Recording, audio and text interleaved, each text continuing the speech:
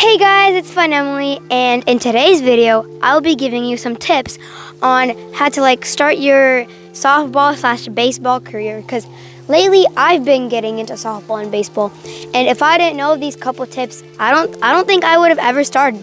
So let's go ahead and start with some of the first tips. Whee! The first couple tips I'll give you, the first tip I'll give you is you need any kind of bat.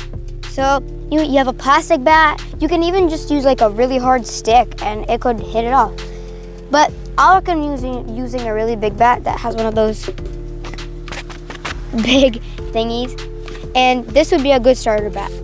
Now let's move on to tip number 2. Okay, next thing you need is any kind of softball, but not like a softball, like a soft ball, like a tennis ball or a pickleball maybe.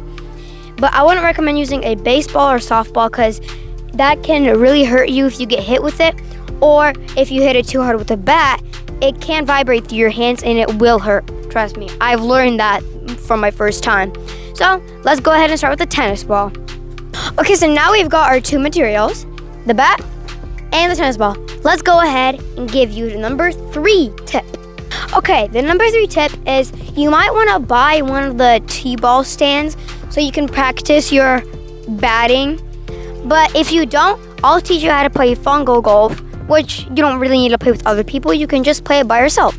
It's optional. But let me teach you right now. Okay, so we've got our bat and we've got our tennis ball.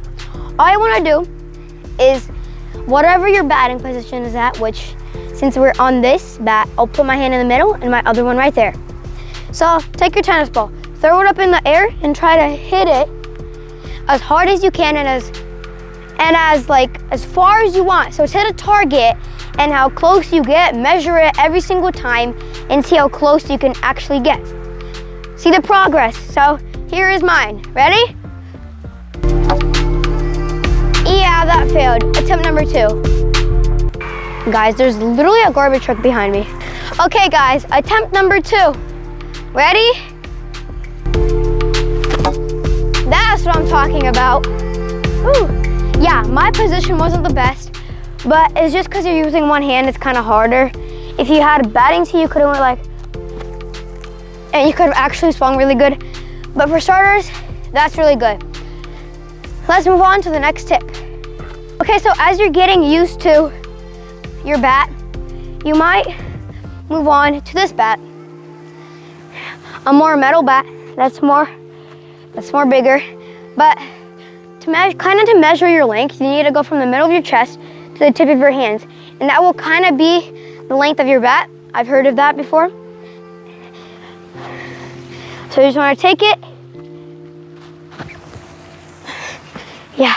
Last but not least, you need a softball glove or any baseball glove of that kind, because if you're actually joining a league, you will need it.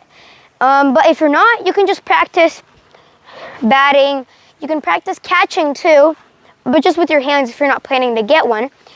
And I know I'm not the best coach because I'm not that good at coaching, but this is how I learned. And I'm just teaching you guys what I learned and how I learned to practice softball and baseball. Remember, everything is fun with Fun Emily. Signing off.